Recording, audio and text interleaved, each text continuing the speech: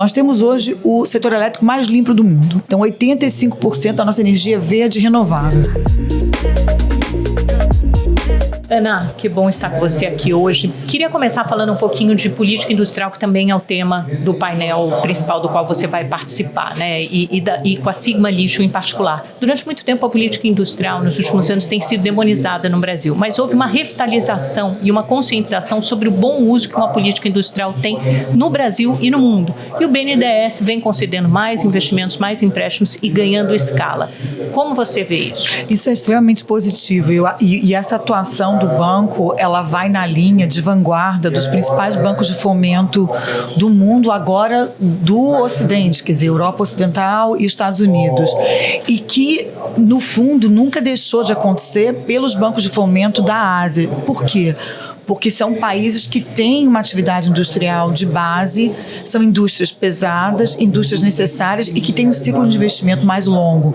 Então, quando você vê a Coreia, o Japão, a China, países que são potências industriais asiáticas, os seus respectivos bancos de fomento e sistemas financeiros sempre foram equipados para financiar esses projetos cujo período de construção, retorno e entrega, ele chega a uma década.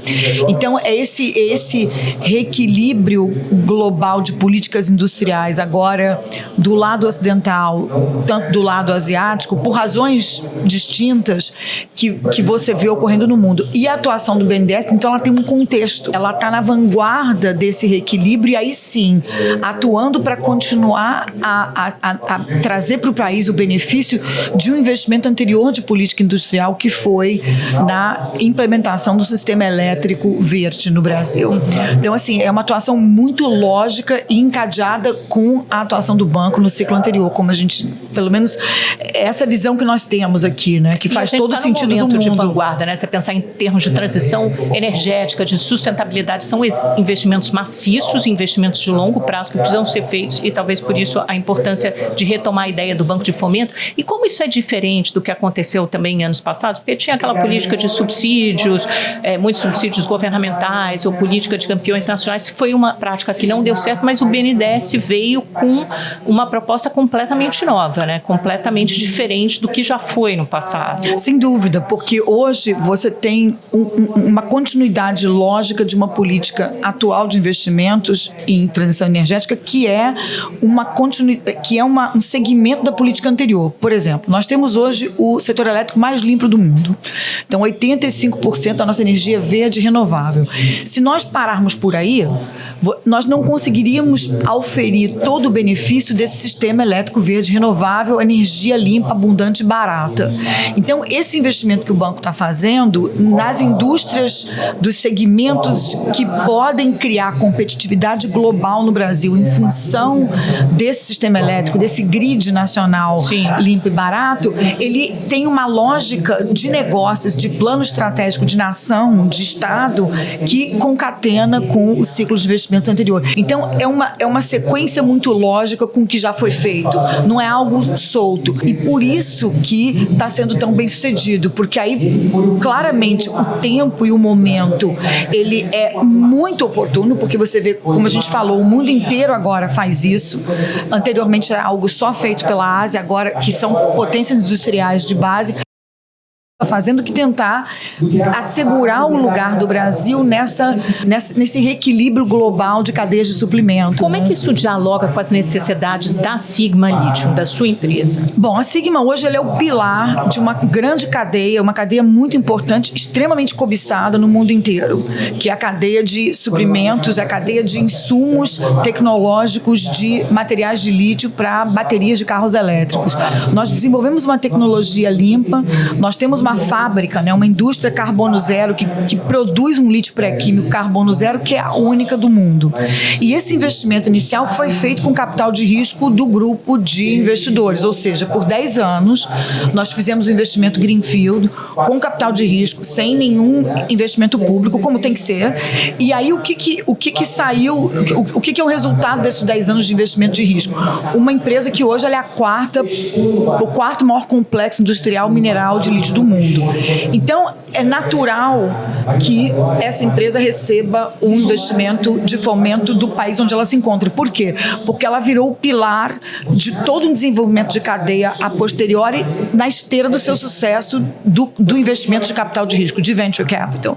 Então, é um ciclo natural que você vê acontecendo nos Estados Unidos, no mundo inteiro, ou seja, para o país é interessante investir nessa indústria que é estratégica do ponto de vista de nação. Porque todos, se você olhar mundialmente, esse é um movimento de todos os outros países. Você tem as indústrias de venture capital correndo os riscos, seja carros elétricos, seja baterias, seja transformação industrial, e aí você tem os que forem bem-sucedidos nesse darwinismo, nesse darwinismo industrial, porque é um darwinismo industrial, porque no fundo, como são indústrias globais, você tem que ser competitivo globalmente. Então, você emerge, você tem que virar campeão antes de receber a luta pela sobrevivência, né?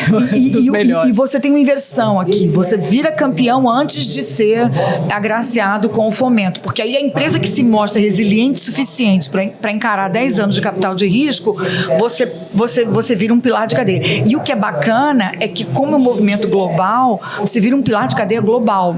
Porque as cadeias descarbonizadas são globais, né? E o que a Sigma recebeu? Então, teve acesso a um empréstimo, foi o primeiro empréstimo do BNDES, recentemente. Para a Sigma, sim. A Sigma foi o primeiro empréstimo de fomento da Sigma em toda a sua história. A empresa tem 12 anos.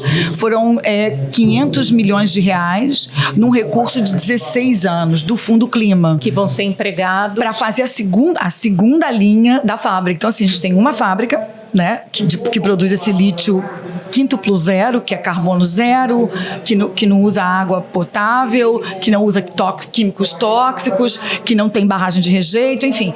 É a segunda linha. A primeira foi feita com capital de risco do grupo de sócios da empresa, pulverizada em bolsa de valores, listada na Nasdaq. A segunda linha foi feita com fomento.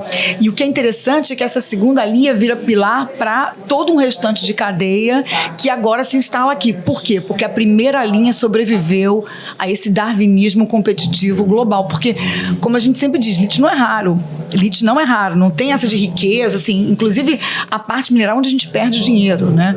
O que é raro é você conseguir entregar um projeto dessa envergadura com os três esteios aqui, né? Que é escala, custo baixo e, no nosso caso, carbono zero. Verde limpo, porque custo e verde não se conversam. Escala e custo também não. Então, quer dizer, você tem aqui elementos que não se conversam e que essa é a unicidade. É unicidade, exatamente. Agora, Ana, você é carioca. Como é que a Sigma tem atividades no Rio de Janeiro? Como você vê as oportunidades de investimento na sua cidade, no seu estado? Olha, nós estamos em Minas Gerais, porque uma das inovações que nós fizemos foi acoplar a indústria de transformação, de beneficiamento ao recurso mineral e trazer o bem-estar social para aquela região. Então, nós nos instalarmos no Vale do Jequitinhonha foi uma condição sine qua non, justamente porque as reservas minerais estavam lá. Então, ao invés de levar o minério para o porto e transformar no porto, ou levar para outro país ou algo nesse sentido, nós fizemos uma fábrica Green Tech, que é a única do mundo melhor, assim, é algo que não existe em lugar nenhum do mundo instalado no Vale do Jequitinhonha. Então, como isso conversa com o Rio de Janeiro? Eventualmente, a continuidade do projeto industrial ser feita num porto do pré-sal. Porque aí você tem uma segunda virada de um projeto industrial onde você precisa de gás. E de um gás a um custo razoável. Por quê? Porque esses outros projetos industriais dessas cadeias estão indo para lugares onde você tem acesso a gás natural a um custo competitivo globalmente. Então aí você tem o Rio de Janeiro com toda essa pujança de portos de pré-sal, com essa capacidade de entregar gás natural em portos do pré-sal, né? Então seria uma próxima etapa. Seria. Hoje a gente já está, acho que, chegando ao finalzinho da nossa entrevista, Ana, infelizmente, mas olha, eu vou te fazer 3 perguntas agora que a gente chama do ping-pong final. Peço para você responder rapidamente, em 30 segundinhos, sobre o Rio. O que mais te inspira no Rio de Janeiro? A maneira de viver dos cariocas, essa forma de encarar a diversidade com leveza, isso eu carreguei para minha vida inteira. Eu saí do Rio com 20 anos e, enfim, são quase 30 anos fora do Rio e isso nunca saiu de mim. Leveza. Na leveza. E na sua opinião, qual o principal desafio que o Rio enfrenta? Segurança pública. Segurança pública. Há 30 anos atrás foi uma das razões de eu ter saído da cidade e faz 30 anos que essa razão permanece. É uma questão seríssima no Rio de Janeiro. E você já respondeu isso um pouco, mas não sei se tem alguma outra área. Se você pudesse escolher uma área para investir no Rio de Janeiro, qual seria? O norte, o Porto do Açu, né? A região portuária, o Porto de Pré-Sal, né? Que já tem uma grande saída. Ana, muito obrigada por essa conversa. Agradeço. Muito bom. Muito bom obrigada. painel para você. Espero revê-lo em breve. Muito obrigada. Muito obrigada por acompanhar mais um episódio do Esfera Cast.